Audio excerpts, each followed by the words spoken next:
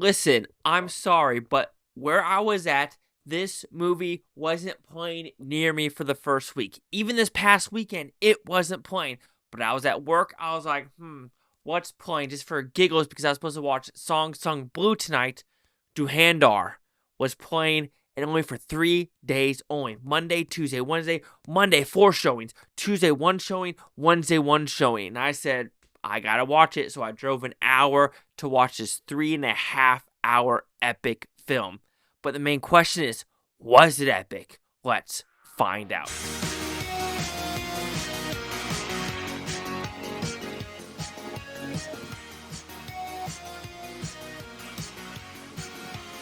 Chase Lehocky here with the Blue Futon reviewing Dhurandhar. What's about pretty simple premise.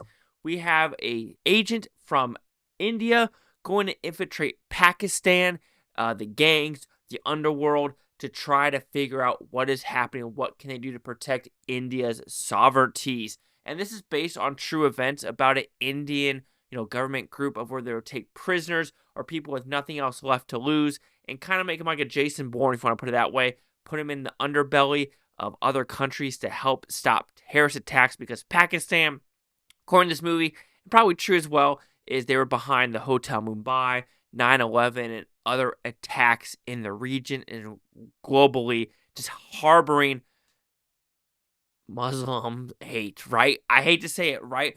It's something that we don't want to talk about, like Islamic hate, Muslim. Like, when you think about it, we have the Australia thing, we have other things occurring, and they like, it's hard not to say it when you actually have real footage in this chapter called the butterfly effect, where it's like the Hotel Mumbai, and they are having real effect with the terrorists. Like, oh yeah, it's okay to do it, tat tat. And you're like, I mean, it's hard to like, and if you see the Australian thing happen, I know this is not about the movie, but it kind of is, right, about what countries have to deal with for terrorists in borderland areas or just on borders, right?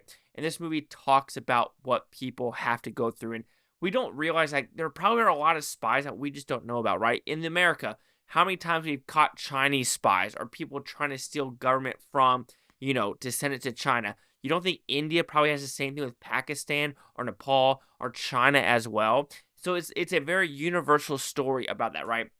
But what this movie does right is the action, the gore.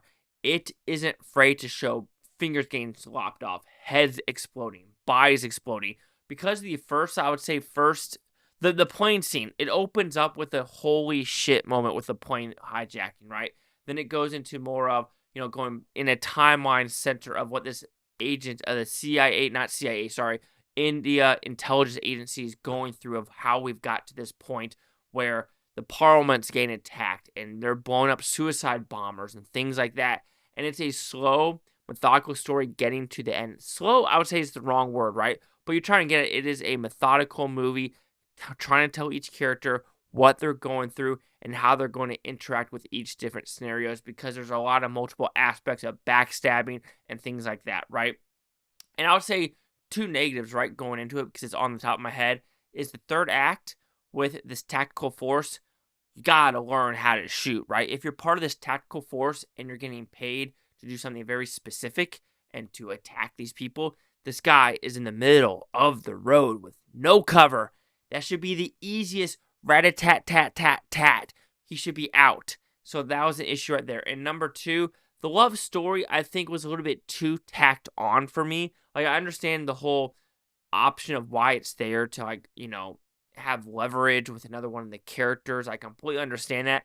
But some of it kind of was just like, okay, can we move the story along? Because I'm more intrigued about this underbelly and what this guy's going to do and what is going through his psyche. Because, like I said, the butterfly effect chapter is probably the most hollow. That one in chapter 1 and 2, sorry, were the ones that were sticking out to me the most when it came with the oh crap factor and things like that, because it just felt more realistic and grounded. Yes, the last chapter was pretty fun, but it also kind of took me out just a little bit, because when you have the butterfly effect, the real footage from Hotel Mumbai, when you have that plane scene, when you have this scene where they're attacking the parliament, where it's like, oh, these just feel authentic, because it is authentic, it's real, and it really did occur. And that part really sucked me in, of like, okay, where's this movie going to go? And what's each character's motivation to get what they're getting at. And there's a horrible scene about like a rape that's about to occur, and it just shows how disgusting some people are in the world, right? And it's I hate to say it's a culture thing, but it kind of is when you think about things that when you talk to U.S. soldiers and probably Indian soldiers as well, what they've experienced in combat. Of like, there's a lot of American soldiers that got PTSD because they've seen boys being raped or graped, if you want to put it that way, while they're over in Afghanistan or Iraq, right? And so you have little things like that. And even when I said when I was in another tribal area, in another part of the world, where they were saying, if I buy this rug, this 13-year-old girl will be ready for marriage. I did not buy a rug. So there are sects and areas in the world that you got to be like, oh shit, this is actually real, right? But this movie, it's gory, it's epic. I can't wait for part 2, even though it comes out March 19th. I will be in Las Vegas, so there's a chance I'll be a little bit late to watch that movie as well, unless there's something in Las Vegas where I go run away in the middle of the night to watch this film. But this movie had a great story, had great elements to it, had great action, had gore. And I just think the realistic element of when they brought in real life terrorist incidents that occur in India, and when they had the 9/11 shot at the end, it almost like hurt my soul as well.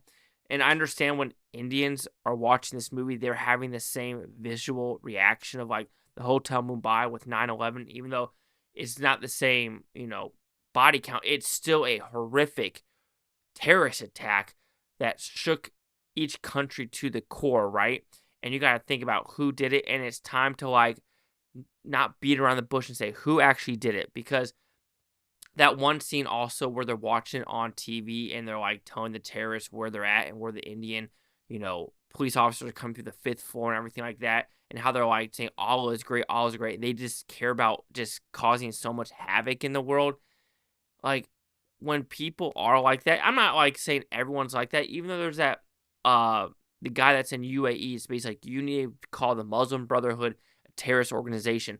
We don't have this problem in UAE. We ban that shit. It's time to ban it in Western civilizations. We need to stop pussyfooting around and say there are bad people in the world that want to harm people.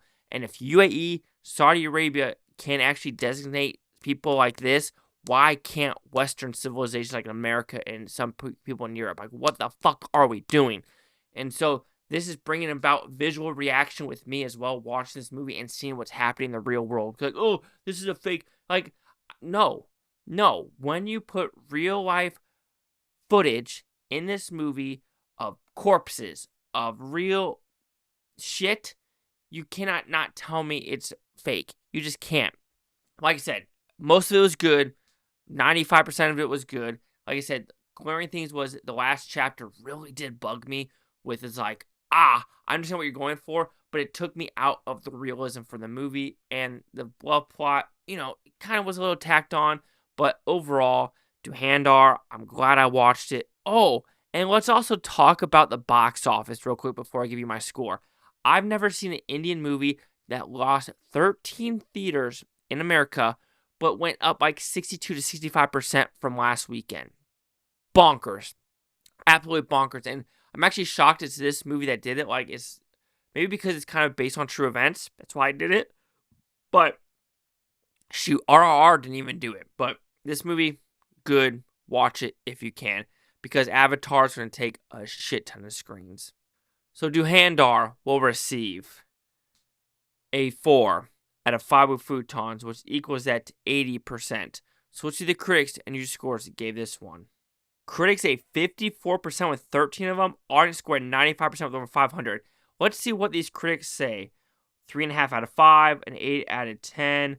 This person gave it a negative, saying it's overhyped and soulless, violent cesspool of action movie cliches about a hero going undercover to take on a terrorist group. The flimsy story meteor does not justify. Damn. That sounds like some caring shit, if you know what I mean. Then we have the nefarious ending. Some YouTuber didn't like it. This guy did like it. This guy gave it a 3.5 out of 5. I'm curious more of the negative ones, right? You credit where credit's due. Indian Express gave it a 50%. All style, no substance. I completely disagree. We have anti-Pakistan bashing. See, that's what we have a problem, right? Is it anti-Pakistan bashing when shit occurred in real life, right? You guys say there's a lot of anti-America stuff. Like, yes, so are we a perfect country? No. Is India a perfect country? No. Is Pakistan? No. But if you're willing to list your faults of like, yeah, maybe we shouldn't have been in Iraq and Afghanistan for 20 years. Guilty as charged and shit like that. Because if you think we were there to win the war, we weren't there to win the war. Let's be honest. We were there to do other stuff with the Taliban. But I digress. So yeah, this whole anti-isms and ish, where it's like you're Islamophobic and things like that, like the phobia or things like that. It's like, no, we're not scared. It's just when we hear go fight the Intifada or convert or die, what am I supposed to take? What am I supposed to like? I didn't say it. Anyway, 95, 80 are the critics' 53, which I think they're going to have a sock in their mouth with what this weekend did at the box office. Anyway, she's talking with the Blue Futon. Like, comment, subscribe. One of those Butantopia. Yeah, Blue Futon. You're watching a great day. I'm going to watch Stay tomorrow, week from now, a year from now. I'll just go freak one of you. Peace, love, peace, love. And did you like this movie as much as I did? Let's find out.